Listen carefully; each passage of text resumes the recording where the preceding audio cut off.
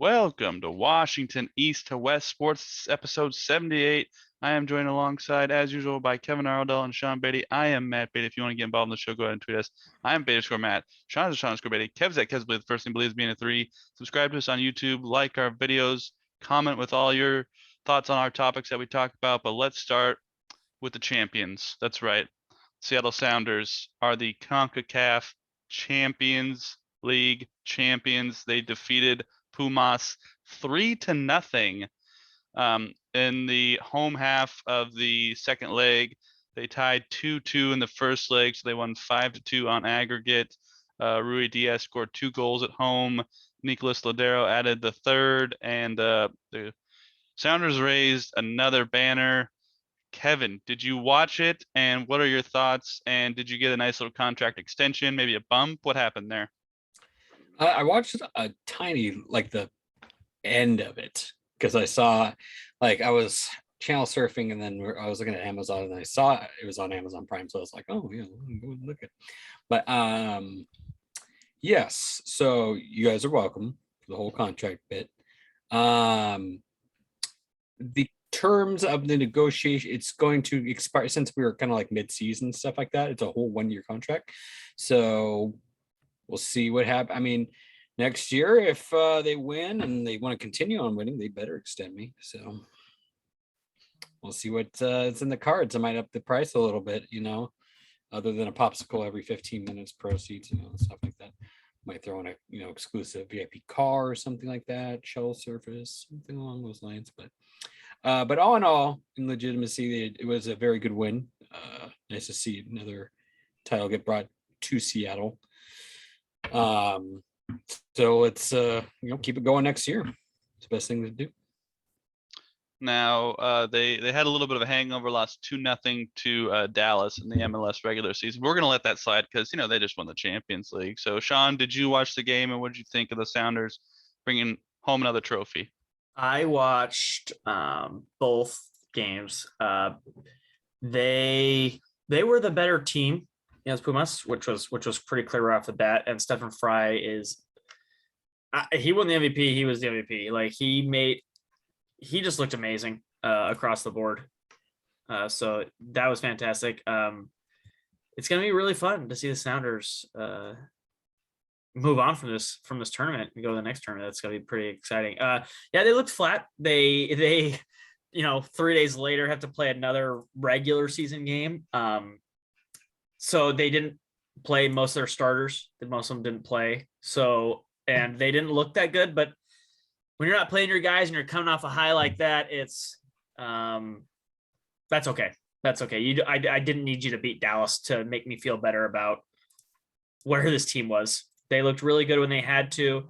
They've been pretty steady all year. Again, defense shirt up a little bit, please. But yeah, honestly, when this team's healthy and full go, it is hard. And they're really deep on offense. It's just, and Fry does enough back there to make up for the lack of kind of defense in front of them. It's really impressive, honestly.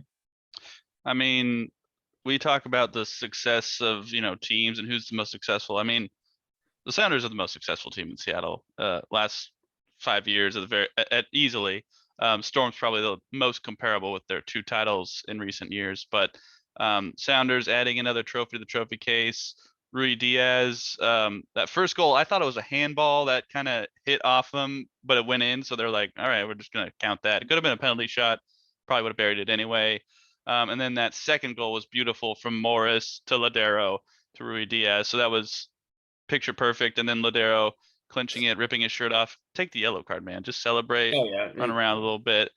Stefan Fry made the one save he needed to in the win. And, Sounders have another trophy. So they are going to the FIFA Club World Cup. And I saw this graphic on Twitter and I thought it was quite crazy because they are ranked 5th behind Real Madrid, Liverpool, Bayern Munich, and Man City, all of which, for those who don't watch MLS, the MLS All-Stars take on Man City and Real Madrid and Liverpool. Yeah. So for them to be 5th, In one guy's Um, rankings. Yeah, like Let's be very clear. Yeah, here. I was about to say that's not realistic. I don't know Yeah, if they're beating like Chelsea. they're ahead of like Yeah. Barcelona, Chelsea, like these clubs. Like I don't think that's not real. But I get Chelsea hasn't been great this year, but I still would probably put money on Chelsea to beat the Seattle Sounders. yeah, I'm gonna put my money on Chelsea in that one. Let's not go crazy. Yeah, but it's at least cool that they're being talked about with these teams. Now they're not comparable to these teams, and they will get their shot against these teams at some point. But right now, I think that's getting carried away. And I will wish speedy recovery to João Paulo, who tore his ACL during the game. Unfortunately, one of their best players. So hopefully João Paulo heals quickly. And just another injury for the Sounders. But usually they subbed in the 16-year-old, and he stepped in and played pretty well. So I will say, Matthew, that the MLS and the Sounders are getting much better relatively quickly compared to where they were in the past as MLS talent. But yeah, they are not ready to take on the Premier League top tier teams. No. But they're much better than they were just like 10 years ago. The MLS is much better than it was just 10 years ago. Yeah, absolutely. They're starting to kind of develop talent a lot better. That most teams have like a U18 club. So most clubs in MLS have a pretty good developmental program, and that's going to bode well for the US as well for their national players team. in America would be a good start too, and they've started to do that more and more. Yeah. So go Sounders. And then now they're going to get going on their regular season as well as the US Open Cup. They take on San Jose on what's today? Wednesday, and they are at the Starfire Sports Complex. They're on ESPN Plus on Wednesday, so if you have that, tune in. And then on the 15th, which is a Sunday, they are taking on Minnesota at Lumen Field. So they're on ESPN there. So keep supporting the Sounders, and you need to find a way to get a CONCACAF Champions League shirt or sweatshirt or something. So good job to the Sounders. Let's give some mentions to the Reign. They are kicking off their National Women's Soccer League regular season. They lost 2-1 to open against the Washington Spirit, and then they had a 2-2 draw in their home opener against Racing Louisville FC. They take on the Portland Thorns next this Friday at Providence Park. And if you know anything about a Seattle-Portland soccer rivalry, this is very big game on the schedule for whatever team is taking on a Portland team. So go ahead and support the El Reign. They're on CBS Sports Network if you happen to get that. Also, they're on Paramount Plus too. It doesn't say that on this one. It just says CBS Sports Network. Oh, when I click on their schedule, it says all of them are. Oh, okay. Well, sweet. And then the Seattle Storm have officially kicked off their season. They're in the Commissioner's Cup. They won 97-74 against the Minnesota Lynx last Friday. Lost last night in the Commissioner's Cup to the Las Vegas Aces, 85-74. Back in action on Wednesday against the Phoenix Mercury. That's a big game. Diana Taurasi-Suberg got a pretty good rivalry, so tune in for that one. And then they're back in action on Saturday as well against the Phoenix Mercury in Seattle. So if you can get out to Seattle, go ahead and check the Storm out as well. But gentlemen, let's move on to wrap up the Seattle Kraken. So they are officially done. And if you're turning on the TV to try and find them, they're not going to be there because they're done. So let's kind of wrap up the regular season. They lost pretty much every game. Lost to Minnesota, Dallas, Vancouver, Los Angeles. The only team they beat was the San Jose Sharks, Sean. And you weren't able to go, unfortunately, and you weren't able to make a game this season. How sad are you right now? I would still like to go, but the Sharks, for as many as Kraken fans like to be like, oh, we were the worst team. Since the end of March, the Sharks won 3 games in 2 months, basically, or in a month and a half. And one was a shootout. So they suck. Their captain and assistant captain I've talked about are yelling at each other on the bench during a game. So the Kraken look much better. They ended the season as a much better team than the Sharks, and it showed. Well, tomorrow they are having the draft lottery. The Seattle Kraken have the 3rd best odds behind the Arizona Coyotes and the Montreal Canadiens. So a lot of hopes to get that 3rd pick. I believe they got the 2nd pick last year, and they had the 2nd odds. So I would say it's very likely that they will get that 3rd overall pick. So Kraken have a lot of picks this year. So Sean, looking at this Kraken team, what is their highest priority to draft? It's goal scorer. It's not even a question. You got to get somebody who can put pucks in the net. So you got to get a forward. I don't really care position, left, right, center. Doesn't really matter. You've got to get someone who puts pucks in the net. You got to roll out Grubauer for the next couple of years. You got him for the big deal. You got to hope he bounces back, but you got to get somebody who can put pucks in the net. The guy with Matty Burns. You've got Beniers. You've got to find somebody to go with him, like a second liner. You got to have his Malkin. You got to have his Draisaitl. You got to have his Kane. You got to have somebody. Yeah, I would agree. I think you probably take the top 4 on the board. If there's a really good defenseman you can't pass up, I would think about it. But definitely, Sean is correct. You need some goal scorers on this team. So taking the top, whether it's center or a wing, I would highly recommend that. And they've got a lot of picks coming up, so they can kind of fill out their roster as well as fill out their AHL team, the Coachella Valley Firebirds. So they'll kind of round that team into shape through this draft as well. Kevin, did you watch any Kraken hockey towards the end? And have you watched any playoffs? No. Been too busy. It's on ESPN, Kevin. I'm watching it right now. It's on behind me. Yeah. Well, it's all over, but Cable. Yeah. So, if I had cable, maybe, but you just get Hulu. I have Hulu. I don't have the Hulu TV subscription, Christ, which is pretty much cable. So yeah, but it's like a fourth of the price. It's like 74. Anywho, but yeah, no, it's unfortunately with everything else that's been going on, watching other Seattle sports teams, which we're going to get to in a little bit. It's yes, I mean, sad that they did lose so many games at the very end, but as we've kind of already beaten with a dead horse on this podcast, they're young, they're gonna get better.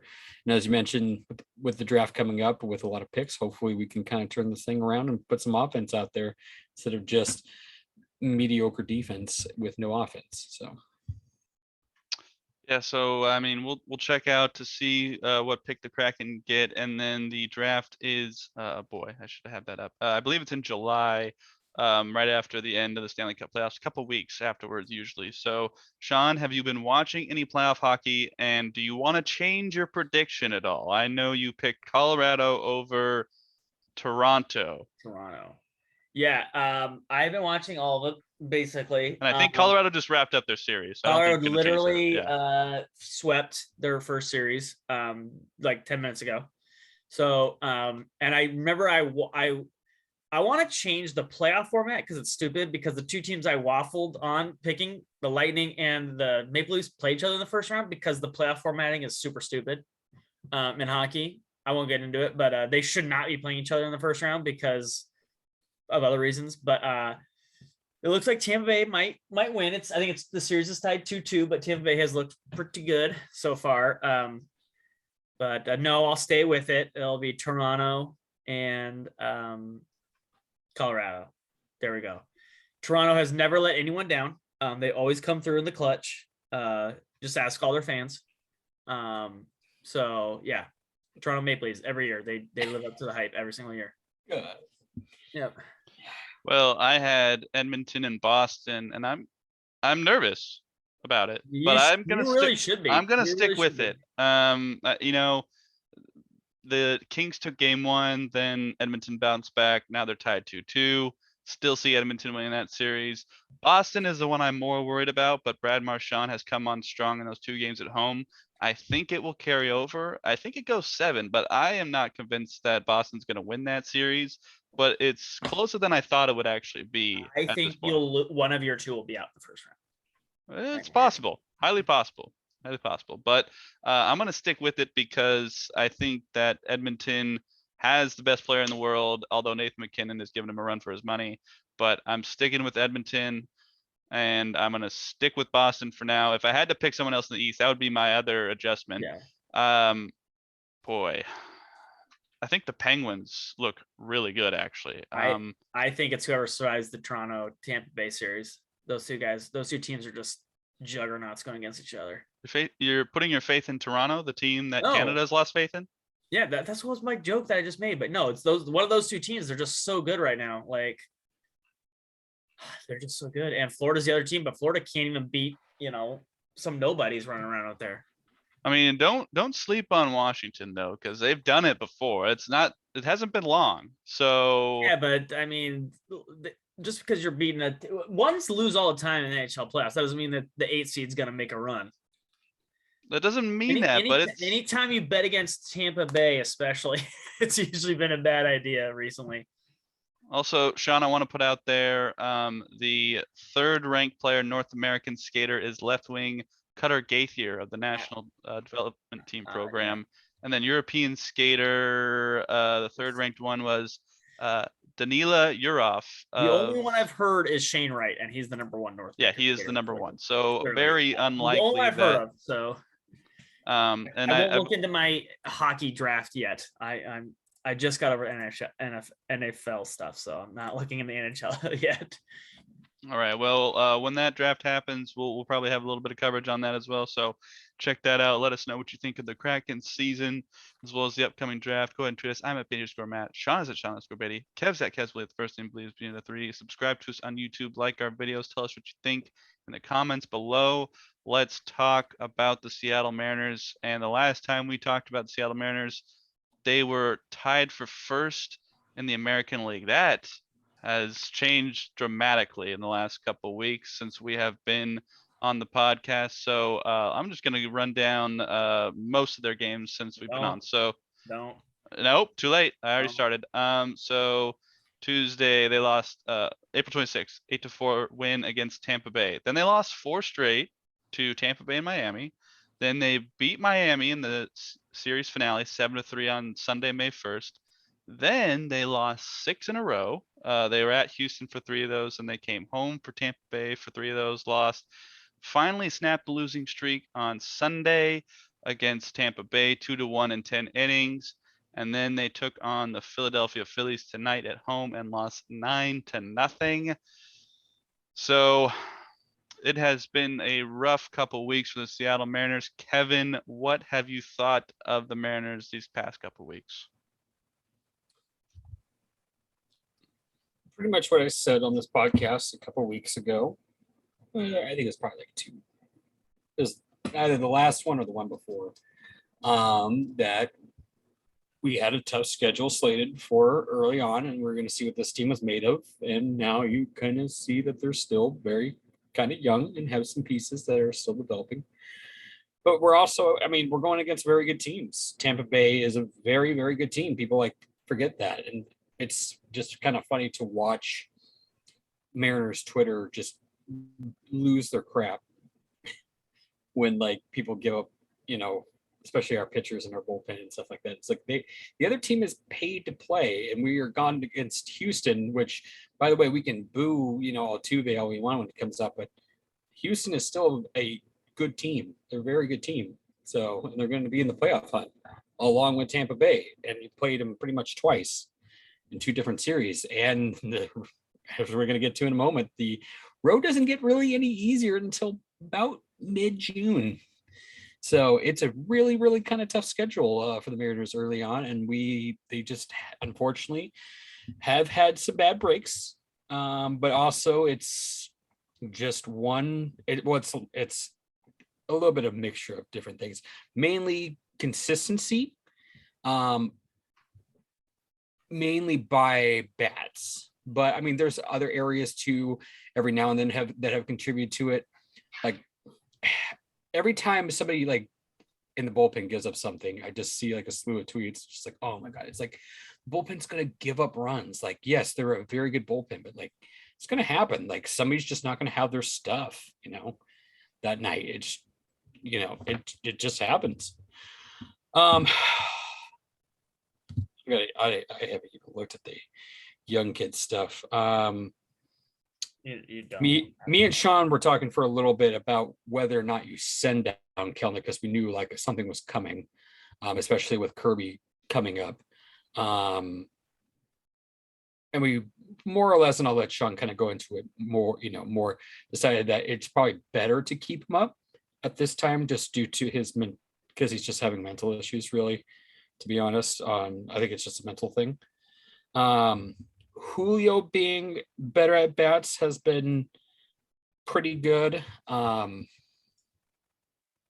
mean, I like to see a little bit better, but of course he's still very young, so I'm not going to jump on that gun too quickly. It's just mainly bat consistency and having people out, Haniger coming back for one at bat and then getting hurt kind of doesn't help this lineup a whole lot. And then, Suarez got cold. Ty France came back down to earth a little bit because, Ty France was just being ridiculous. JP Crawford's kind of come back down to earth a little bit and it's also gotten hurt. So it's, to Mariners fans, what I'd say is it's okay right now. Should we have one more? Yes.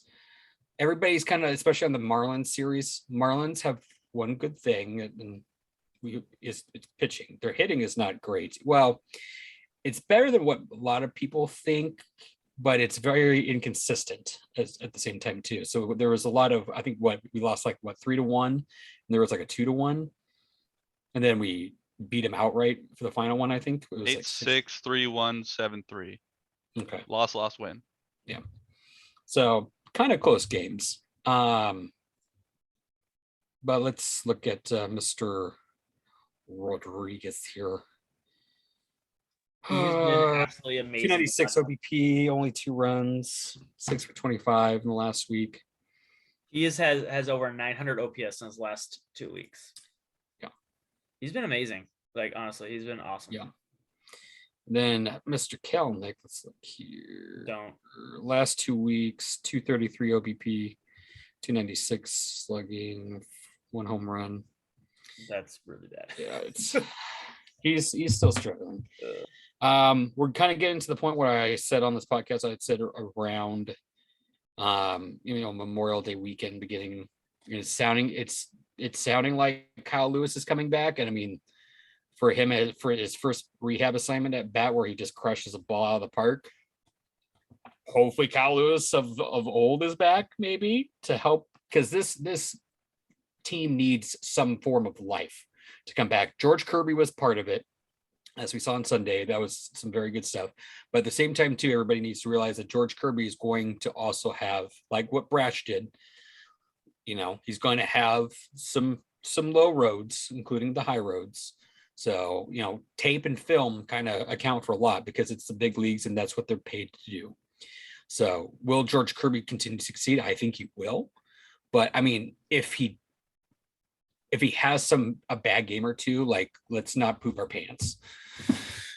Other than that, starting pitching has come back down to earth for the most part, other than Logan Gilbert. Holy crap, that dude's just continuing to roll and do really good things. I'm actually super happy with what I've seen out of Logan Gilbert so far. So hopefully Mr. Kirby can follow in his footsteps and then make the starting rotation a nightmare. But all in all, inconsistency at bats is one, in my opinion, is the main problem that needs to have a turnaround. So I'll pass it off to one of you two. Well, before we get to Sean, I just want to ask you guys a quick question. So there is some good news for the Mariners today. It was bark at the park. So there is some sweet boys and girls at the park. So I gotta ask, I think I know the answer for Sean, but Kevin, would you bring Max to a bark in the park, or have you? I have not, and I would not. No. Okay. He's not trained enough to handle that kind of situation.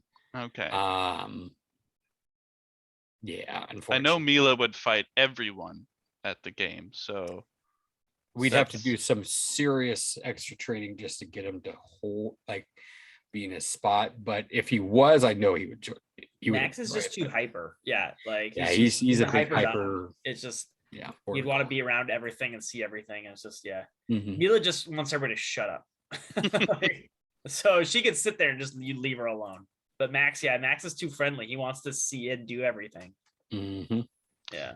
All right. Well, Sean, what have you thought of the Mariners these last couple of weeks? They suck. No.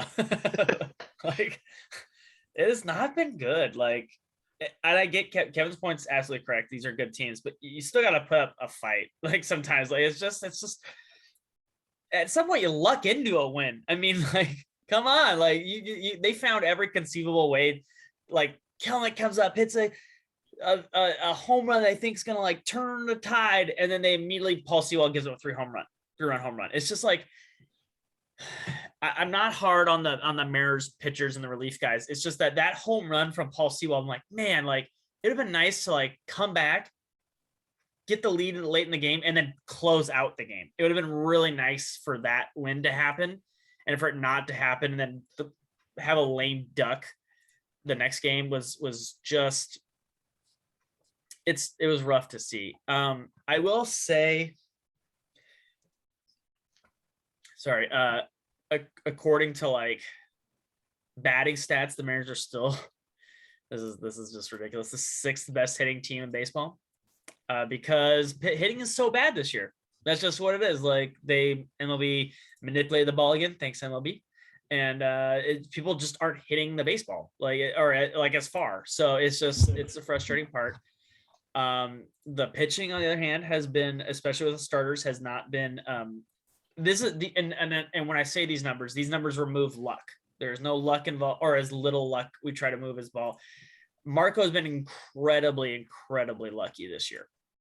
His numbers are much different, so it brings down the whole team's ERA by WAR by a lot. But I need to start seeing a little bit more out of Robbie Ray. I didn't think Robbie Ray was going to be a Cy Young caliber guy, but 4.3 ERA, 4.4 ERA guy. I need you a little lower than that. I need you like sub 4. That velo being down a little bit is a little scary. Bullpen's fine. I'm not worried about the bullpen. The bullpen's got arms. They're gonna, like Kevin said, they're gonna give runs. It's what it is. The mood of this team is just like they're in a funk right now, clearly, but I'm not worried about any of the bullpen arms. It is what it is. The starters, I need a little bit more out of you. Gilbert, it's been a monster. Flexen's a fine number 4. Marco, just show me something. Stop trying to rely on luck and JP and Todd Frazier, Adam Frazier having an error every single time you start a game, but because that's kind of saving your ERA right now is those, but those being earned runs being unearned. But like Kevin said, Kyle Lewis coming back would be really nice. JP Crawford being hurt, and Mitch Haniger playing one game, getting a single, then coming out immediately. Like that's rough. Yeah, I mean, Kevin talked about it. What do you do when those guys both come up? That becomes a problem. We're both on board of having Jarred Kelenic play. He has been really rough. The conversation is going to start to need to be had. But I'm okay with playing him. But at a certain point, if you have an outfield of Julio who's killing it, Kyle Lewis, Mitch Haniger, you have one DH spot, and that's probably going to go to Jesse Winker. There's just not playing time anymore for one of the 5 outfielders. You have 5 outfielders and really 3 spots, but you could DH one of the guy. You only have 4 spots. And I don't think Jarred Kelenic not getting everyday playing time at a certain point is really going to help him much. Now, does that mean, but then you really can't bench Mitch. You can't bench Kyle Lewis. You could ease Kyle Lewis into it, playing time a little bit, but you still want to get Kyle Lewis back into the rhythm. It's going to be tricky what they do. I don't know if there's a right answer for Major League for this team, but that is something they're going to have to manage here in probably about a month. They're going to have 5 guys for at max 4 spots. That's a better position to have than they have in the past, where they're playing out Sam Haggerty. But it is rough. Because me and Kevin agree. Kelenic needs to get at bats and needs to play. He needs to just get ABs. And if he's coming off the bench or playing against righties, sometimes that's not him getting at bats. And so what do you do at that point? So it's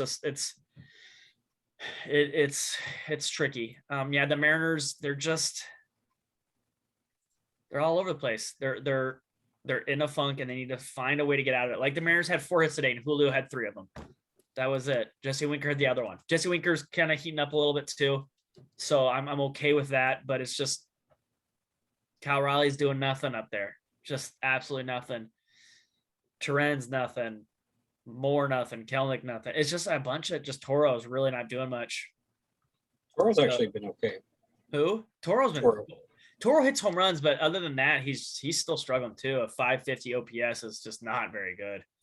It's just he's come up with clutch home runs, absolutely, but it's just like I'm just like, man.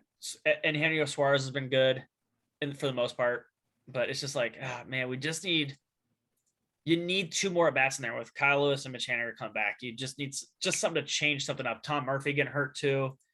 That's not good. It's just whatever they need to do. What's the thing in major leagues where they sacrifice a chicken when I can't remember the guy's name. Is that what they do? What's the guy? Remember the guy's name? I can't remember. What? Oh, Forgot the name. yeah. What is the guy's name? It's some like he has some like ritual he does with it. And they has that voodoo guy too. That's like in his locker room. He sacrifices a chicken to the voodoo guy, and he can hit again or something like that. The Mariners need to do whatever it is they do. Get together and watch the movie together or something. Like whatever you got to do, man. Like I don't know, but like Go watch The Sandlot or Field of Dreams. Something like, get yeah, some inspiration. Maybe Moneyball. I don't know, but anything. I'll just take it doesn't have to be a baseball movie. I'll take anything. The Lion King. I heard in the new Doctor Strange, no spoilers. They mention the 03 Tigers. They're technically a baseball movie. Go watch it. Like run out of the theater, go watch it. For those of you reference in the scene, he says the 03 Tigers are great. Multiverse, the 03 Tigers were actually terrible. So clearly in this universe, they're really good. So there you go. That's how it's linked. So there you go. It's a baseball movie. Oh, Do something. wow. You've got to change. You've got to change what is happening back there. Kevin's right. For the most part, the pitching's fine. I mean, ignore today and all that stuff. The pitching has been okay, regardless of some advanced numbers and some luck. It's been fine. You just gotta it's all funked up. All funked up. You got to change something. Yeah, I think Julio's coming on a little bit better. So like what I've seen from Julio, Logan Gilbert, AL pitcher of the month in April, still rolling. So that's good to see. But as you guys have mentioned, everything else has kind of fallen apart. JP got hurt. I may have jinxed him. I'm sorry, JP. He's supposed to be back tomorrow. Oh, he's supposed to be back tomorrow. He Okay, might be. Yeah, that's might be, okay. He might be. Well, hopefully JP's back tomorrow. And did like you you hear guys it have, confirmed, Kevin? I just heard he could be back tomorrow. Is what I heard. That their goal is for him to be back Yeah. tomorrow because I have fantasy. So and so sounds like the Mariners are kind of go through some injury bumps. Haniger went on the 10-day IL 9 days ago, so we'll see what his status is. He has a grade 2 high ankle sprain. He is not coming back anytime soon. Okay. At least 2 more weeks. Okay, so Mitch is on the shelf for a little while longer. So I think the Mariners just need to try and stay afloat at this point.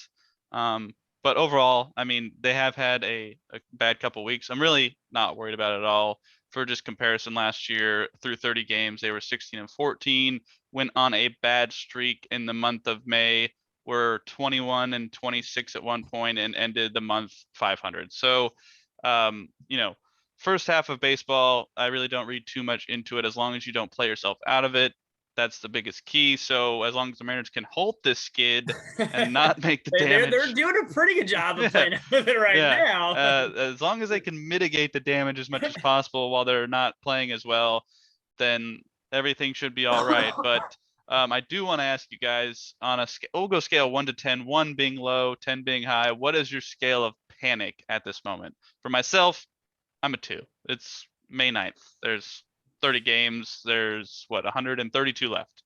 So I'm really not super worried about it. Sean, what about you? I'll give it. I forgot to mention Kirby. Kirby looked awesome. He is different than Brash. A lot of people think Brash is a relief pitcher anyways. So that's why the Brash downturn was probably coming. He probably is the bullpen. He got sent down and is going into the bullpen. So he'll probably be an arm in the bullpen. He probably will not be a starter anymore. Kirby is a starter. Kirby will not and should not, knock on wood, fluctuate like Brash did, because this is what Kirby does. So Kirby has been a starter since day one. So, but I'm like a 3. When you're my gut instinct when you said it's like a 3. I'm not worried about it yet. Kevin? yeah, I would say probably around a 3 or a 4. At max 4, but probably more like around the 3. Yeah. You're like I said, you're probably gonna get JP back here within the next day or two. That's the goal. Yeah. And I think Kyle Lewis has to be in the minors for 20 days. Yeah. And he's been there for 5 days now, so like 15-ish. Don't quote me on You're the probably going to days. see Kyle around the beginning of June, probably like around Yeah, June 1st. probably starting maybe end of this month, starting next month. Yeah. And bats are hopefully you're going to see more. Like it feels like Julio is starting to kind of get his groove, and also it feels like the umps are finally pulling the giant rod out of their ass for him. Though for the league in general, no. That's an issue for another day. We can talk about umping and this whole how awful it has been this year in particular. And then, hopefully, like I said, I think Kirby will probably be fine, even though he'll probably get roughed up once. Oh yeah, he'll have lumps. But all in all, I think this team is solid enough to where once people get back, you should be on the road to making playoffs, if not wild card at the least. So, well, the Mariners have quite a few games on the road coming up after this 3-game series with Philly. They're at New York Mets, at Toronto Blue Jays, at Boston Red Sox.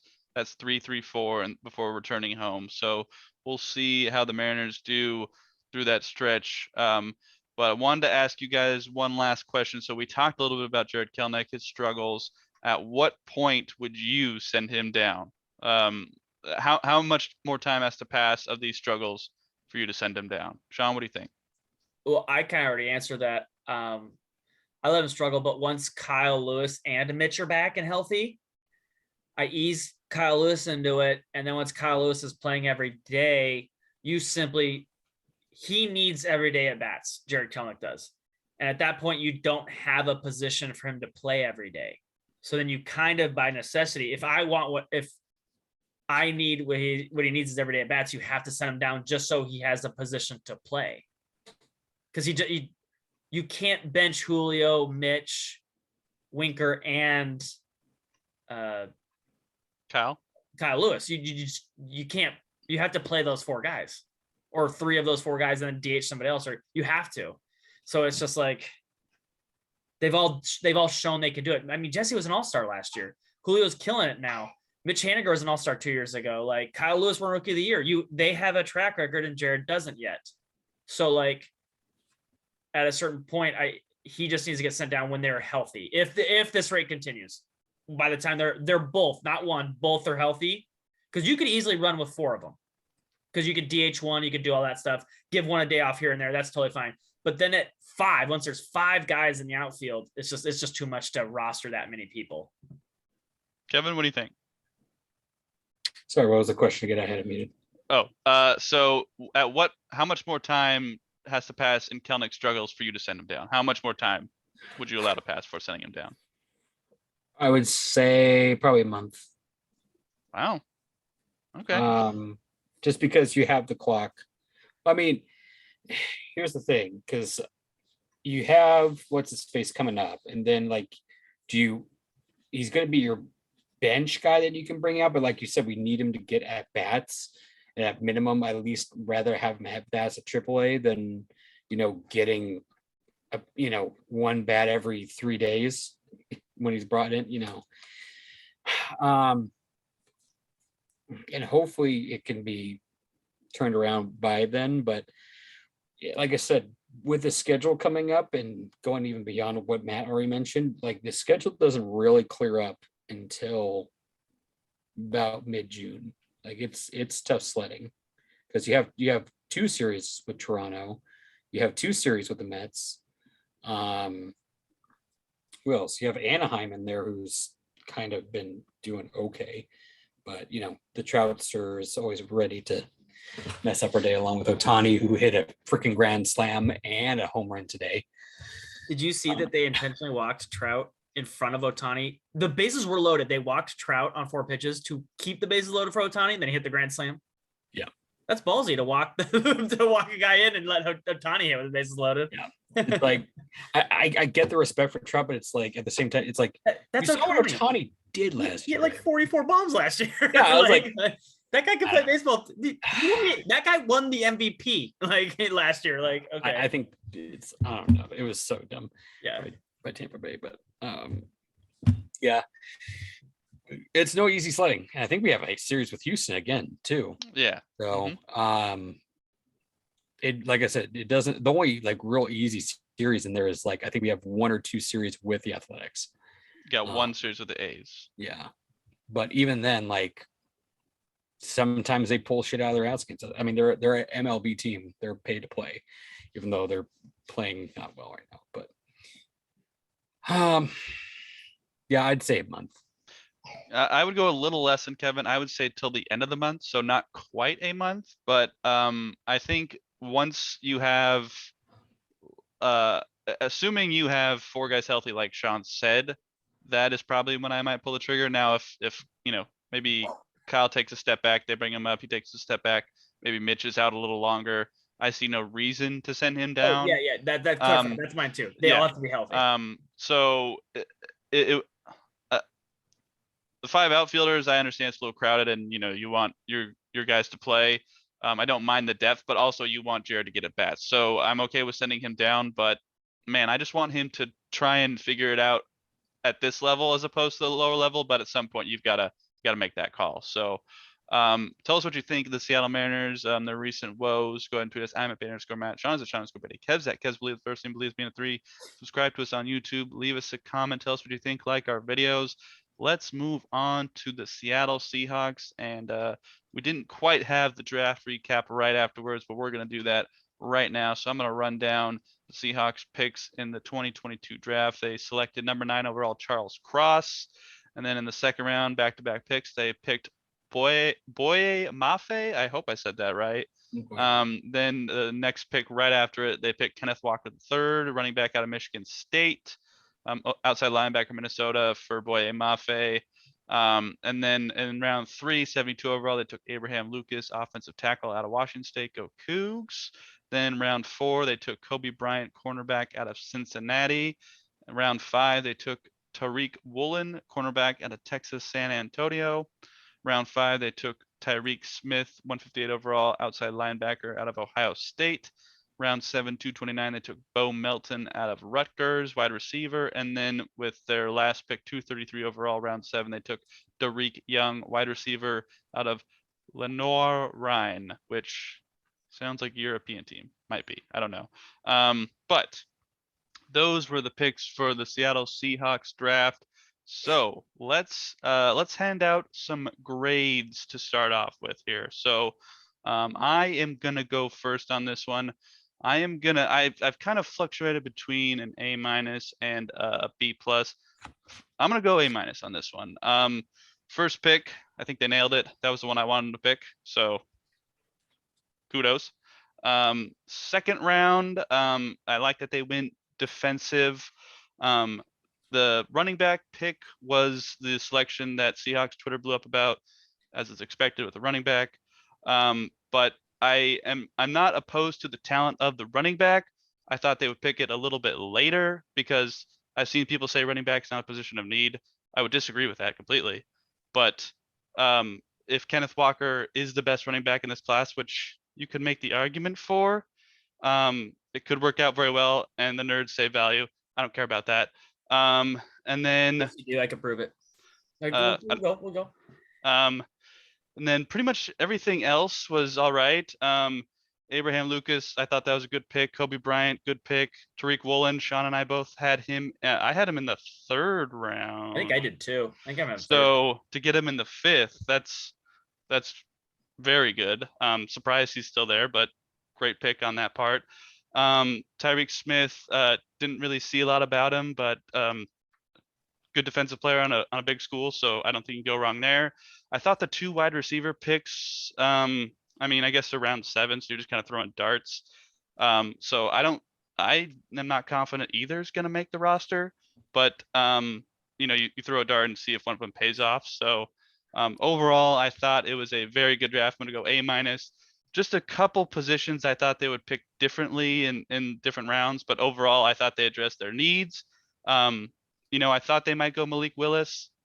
I'm okay that they didn't. If you're not sold on the guy, don't take him.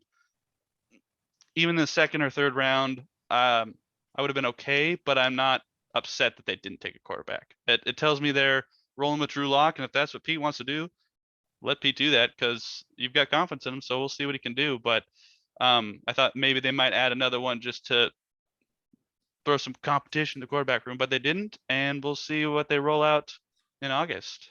Kevin, what'd you think?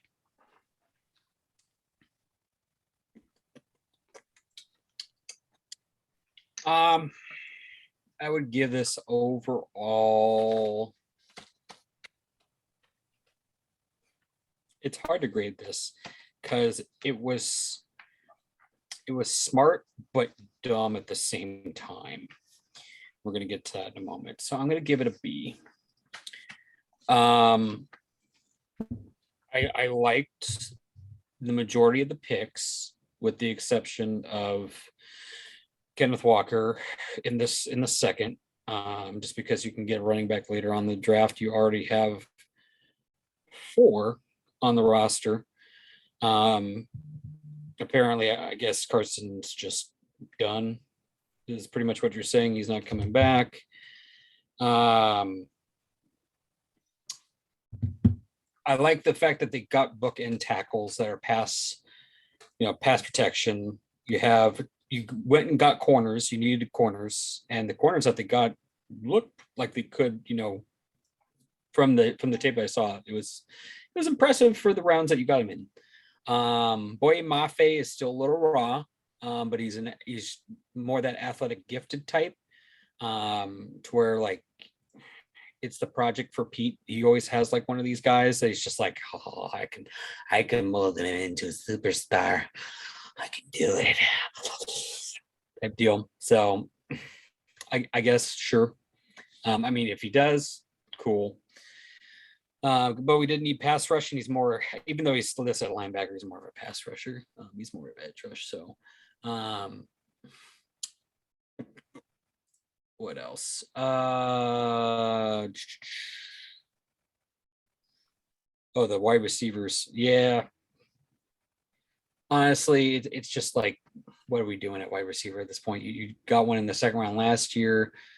Apparently, Ursua ran over Pete Carroll's dog. I don't know what they're doing there. It doesn't matter because we're going to run the ball 80% of the time anywho. The reason why I say it's smart and it's dumb, this is a smart draft if you have a franchise quarterback, which you don't. My complaint about this is, why didn't you do this over the like, this is the model of draft you should have been doing over the past 8 years since 2013, and you haven't. Like Pete, you have drafted run blocking, linemen when you have a franchise Hall of Fame quarterback in Russell Wilson, and you should be throwing the ball. And then the moment you get rid of your Hall of Fame quarterback who throws the ball, and you're going to now be a system that's going to be relying on the run, you get book and tackles that are known for pass blocking. You're stupid, Pete Carroll.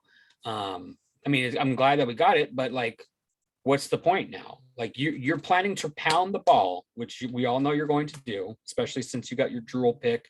They let Pete out of the closet, and he got to pick his running back in the second. They tried to hide him in there, but he found his way out. Tricky Pete. And he made his greedy little, I'm going to go take a running back even though I don't need it, but I like the skills and I want to drool all over it and blah blah blah blah. So it's like, that's what the part that doesn't make sense. So like I said, if Russell Wilson is still on this team, or you have a franchise elite or good quarterback, this draft makes sense. It also makes sense if you plan to draft one next year, which, hot take right now, you're not. They're not going to draft a quarterback next year. You can mark it. You can call me a fool next year. They're not going to take a quarterback next year. They're going to run the ball because that's what Pete wants to do. We're just not going to do it. At least not because there's, I think, 5 slated to go in the first.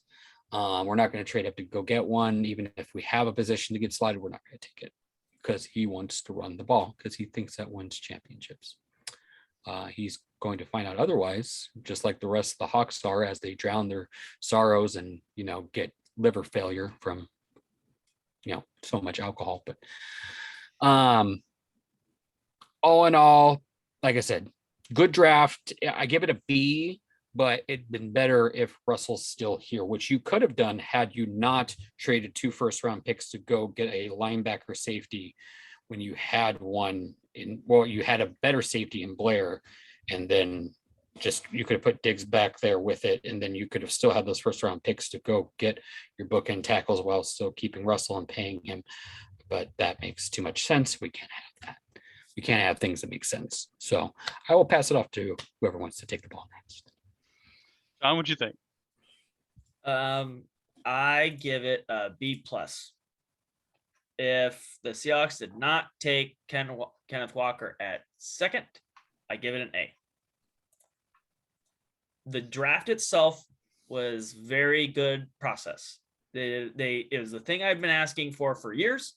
Their process has been horrible to the point where I listen to a lot of very nerdy podcasts. They all actively now just make fun of Seattle. They did one podcast has people rank their worst front offices. The Seattle was in bottom 5 in everyone's rankings, of course. Their process is terrible. However, they finally did a good draft. They drafted Cross. They drafted, like I said, I don't care who it was. They drafted a tackle. They got a tackle. They didn't draft a guard in the first round. They then went back. They got their pick sniped in front of them. They traded up, but that's fine. They got a pass rusher in the second round. Again, I don't probably agree on the player, but I don't care about like what I feel like is the best player. Their process, as long as their process is okay, and that was okay. They got a pass rusher. Again, second round running back. Value matters. It's horrible, absolutely horrible. That third round got another tackle. You got 2 pass blocking tackles, not run blocking tackles, pass blocking. So Kevin's right. If they then run the ball a bunch, this was an abject failure because they drafted 2 guys who pass block. They could have just done this with Russell, but they chose not to. But they, regardless, they got 2 tackles that should start for them over that. Again, like I said last year, the Stone Forsyth pick, kind of a waste because you knew it was going to be that because that's what people are usually past certain rounds of the draft. And then the best part I think they did was draft those 2 corners. Kobe Bryant and Woolen are fantastic. Like, and where they got them value-wise, 4th and 5th, Woolen has he's like the ultimate like potential guy. And in the 5th round where it costs you nothing if he fails, that's awesome. Like if he's terrible, who cares? It's a 5th round pick. But he has a ton of upside. Size and speed, the things you cannot teach. He's kind of like a lesser DK at that point. You just cannot teach the size and speed that Woolen has. And to get him in the 5th, like, oh man, in that same podcast who made fun of the Seahawks and everything like that, love those 2 corner picks, love their first beginning picks. Cause it was just like, how could you not love the 2 cornerback? They got the guy who won the award for the best corner in the league in Kobe Bryant, like in the 4th round. If they don't start for you, they don't start for you. But like you got 2 guys that immediately add to this depth on this team. And another pick that people loved late, might not do anything, but Bo Melton for athleticism and things he can do, ran a 4.3 in the 7th round. Like these are the gambles and the times you should be taking these gambles, and they finally are. They're not taking gambles on guys like super early, like in the 1st or things like that anymore, which is what they were doing. So I would have loved this draft without the Kenneth Walker pick, but it is there, and it's unfortunate. And I get it's probably a need, but it's not a need you have to address in the 2nd with the 41st overall pick. That is an absolute mistake. My comment would have been take Spiller in the 3rd or at the end of the 3rd, like someone did. You don't need to go in the 2nd, or you can go even later. It doesn't matter. But like, if you love a guy, running back is the position you don't love. Here's a stat, and I think I shared this with somebody. The 2nd most valuable running back in the league contributed less amount of total points, expected points added, than Gabe Jackson did last year. The 2nd most valuable running back was worse than the Seahawks of right guard last year. That's the value running backs bring. So when you know that going into it, the NFL is getting smarter. The nerds are telling you this is not what we're doing anymore. They're pushing running back values down and quarterback values going up. You can't ignore it anymore. You can't do this. Like just last year, there were 3 running backs taken in the first 2 rounds. They were not the best running backs taken. They were objectively, all three of them, really inefficient and really bad. The best two guys was a 4th rounder and an undrafted guy last year running backs. So, and a guy, AJ Dillon, and was it Michael Carter, the Jets guy? And then the Jets drafted somebody else. The Jets drafted up in somebody else. Don't be like the Jets. And the Seahawks and the Jets were the 2nd round running back guys. Don't be like the Jets. So if you're anything, you're like the Jets. Don't do that. I saw a stat that said the teams that understand the position value least, and it gave like values of drafting position. And the teams were in order: Jets, Seahawks, Lions. That's not good, guys. That's not, when you're sandwiched between the Jets and the Lions over the last 5 years in draft value, in like position value, when and where you're drafting positions. That's not good. You need to understand that. I don't want to harp on it too much because that was really the only one pick I hated. I loved everything else, but it was a big mistake. He could be a great player, but again, running backs in the end, if you're not a Hall of Fame first Eric Dickerson, it doesn't really at the end of the day matter too much, because again, what's he going to do? Come in and be a backup? Is it, like, I'm asking you to, is that what you guys think he is? Is he a backup? Well, here, let me segue that. I was going to ask, how many of these players that are drafted start week 1? Start week 1? Yes. So, looking at this list, I think I'm going to take 4. I'm going to go Kobe Bryant, Abraham Lucas, Kenneth Walker, and Charles Cross. I think those are the 4 players that will start week 1 for the Seahawks. I think, like Kevin said, Boye Mafe is talented. I just don't see him playing or starting week 1. I'm sure he'll play week 1. The 2 wide receivers at the end, I don't see them, if they make the team, playing week 1. Tyreek Smith, I don't think will play week 1, maybe a little bit subbing in on 3rd down or something. And then Tariq Woolen, it was hard because I think one of the cornerbacks will start. I'm just picking Kobe because I think he's probably the better player at this moment. But I could see both of them starting, but I only think one of them will. There's no Sean, way. what do you think? There's no way both start. Sidney Jones is going to start. Probably. I could see both of them starting. I think only one of them will. That's why I'm picking Kobe. What do you think, Sean? Pete Carroll will just play Jones. I think it's 4. I don't think Walker will start. He'll be a backup to Penny, which again, you drafted a 2nd round guy to not start. Mistake. And then you're going to have to cut a guy you paid in Chris Carson. Mistake.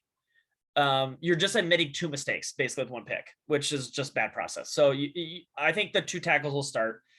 I think Kobe Bryant will start. I think he starts nickel, but starting. That's the NFL you run nowadays. And I think it's like technically starting, but I guess in your sense, I think only 3 start then. But I say, oh, that's why it's not. That's why it's not popping up. I was like, what? I do say Boye starts. So who are the 3 you say? The 2 tackles and Kobe Bryant. Boye starts as in like he's like that, because you've got to have depth, guys. You got to have those rotations. Well, yeah, absolutely. But what I'm saying, really what I'm saying is starts and will play a majority of the snaps. That is what I'm saying. Oh yeah. I think Kenneth Walker will, because I think he will play a majority of the snaps over Penny. I don't think he's ever going to be much of a majority guy, though. I think he's basically going to be that Boye. Okay. I don't think he's ever going to be like a 80% of the snaps guy. At least not for a while. But he'll be like, when I view it as on like the first series, you get a 3rd down, he'll probably come in. And that's like, he's starting on 3rd down, the pass rushing situations. That's what he's there for. And I think he'll come in and play on that 3rd down. Kevin, what do you think? How many players start and play a majority week 1?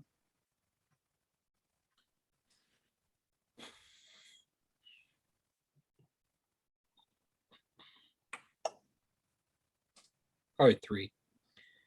Both starting tackles and then one of the corners. Though I don't know if Sidney Jones will be on the other end. I was thinking actually more Trey Brown he's back, but I know Pete's dumb and goes with experience over it's who's gonna be better. exactly. It's gonna be Jones because of that. Yeah, because Pete's an idiot. They traded for. They got already Burns now. Oh God, yeah, that whole weird room. Yeah, it's gonna be interesting to see what they do at corner. I'm kind of sad. I wish we actually had 4 preseason games because I want to see that battle. But let me see who else. Right now they're projected for 2, but I agree, probably at least 3. Cross. Yeah, looking at what we got here. Yeah, probably just 3. Definitely the starting tackles, and like I said, a corner will probably make just. There's so much cornerback, and I don't even know because I mean, do you put him at nickel when you have Ugo over there? Like, yeah, Ugo is a nice like 4th or 5th, but if you could upgrade over Ugo, you'd have to try to upgrade over Ugo. It depends on what he looks like. That's fine. Ugo's kind of built for the slot position for the corner or for the nickel. Yeah, but like, well, he's okay, but you could always play better than Ugo. Yeah, but so yeah, I'll say 3 for now. All right. Well, let us know what you think of the Seahawks draft. Go ahead and tweet us. I'm a Bears Matt. Sean's Sean Scorbay. Kev's at Kev's Believes. Person believes being a 3. Subscribe to us on YouTube. Let us know what you think in the comments below. Like our videos. Let's get out on one last question. KJ Wright said he would like to come back to the Seattle Seahawks.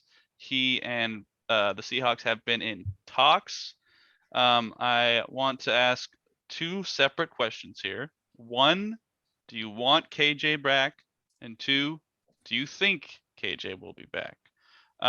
So I'll start. Yes, I want KJ back. Obviously the contract will matter because of salary cap, but I think KJ would be great to kind of mentor up the young guys. Since I think the most experienced tackle or linebacker on this team is Cody Barton now, with in terms of years on the team. On the team, yes, but not. Yeah, so Jordan Brooks probably has the most game experience at this point. Joel Umbate has more. Oh, okay. Yeah, he's been in the league for 4 years. Okay. So I would love your to name. have, I'm so sorry, Joel. love to have KJ back. I feel like they could work out like a 1, maybe 2-year deal. Do I think he'll come back? No, I don't think he'll come back. And I'm honestly not sure if I don't feel like KJ is done, but I just don't see where he ends up. I'm sure a team will probably pick him up. Like kind of like they did late in training camp last year, like Las Vegas did. But it's, he's an experienced linebacker, has a very good resume. I'd be shocked if he wasn't playing, but I could see him not playing this year. That's how I could see it. Kevin, what do you think? Do I want them to bring him back? Yeah, probably. Even though it doesn't really matter because this team's going nowhere. I'd rather actually, I don't know if I'd rather just see him on a better team just to have him have better success to go get another ring because we ain't getting it this year. So I guess sure, will they bring him back? Sounds like he really wants to come back to Seattle. But I mean, with what they just did with Bobby about how they told them they want to go younger and stuff, I don't think they do. Because Pete wants to get the core young and stuff like that, but who knows? I mean, if the price is right and they lock Pete in a closet again, who knows? Sean, what do you think? Yes, and no. They could have had him for super cheap last year, relatively speaking, and they did not. And I don't think they're gonna do it again. They should. He was not great last year, and he was still by far the best. If he would have been the best linebacker on this team last year. Grades and advanced stats say so as well. He was better than anybody the Seahawks currently have. That includes Jordan Brooks. Sorry, all you Jordan Brooks fans. He was not as good as the advanced metrics do not like Jordan Brooks as much as the people who quote tackle numbers do. Yeah, KJ was still really good, or was definitely a solid linebacker last year. So I would like to have him back to teach these young kids how to play linebacker, because we need someone to teach these young kids how to play linebacker. All right. Well, let us know what you think of the Seahawks bringing back KJ Wright, possibly going to us. I haven't paid his command. Sean's Committee. Kev's at Kev's Believe, the first name believes being a 3. Subscribe to us on YouTube. Like our videos. Tell us what you think in the comments below. Next week, Seahawks news is going to be very slow. So I think we're going to be focused a lot on the Mariners, a lot more on the Sounders. We'll see how the Storm, how the Rain do as well. And with that, we will see you next time on We'll have a Washington. scouting report. Oh, okay. So with that tease, we will see you next time on Washington, East to West Sports.